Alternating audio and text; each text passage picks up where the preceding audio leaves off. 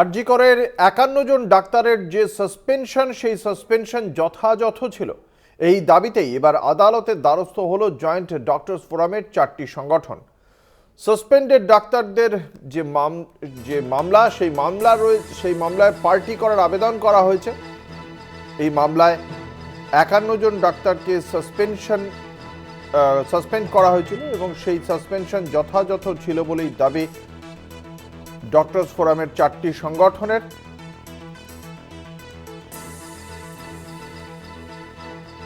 এর আগে এই মামলায় ৫১ জন ডাক্তারের সাসপেনশনের স্থগিতাদেশ জারির নির্দেশ দেওয়া হয়েছিল।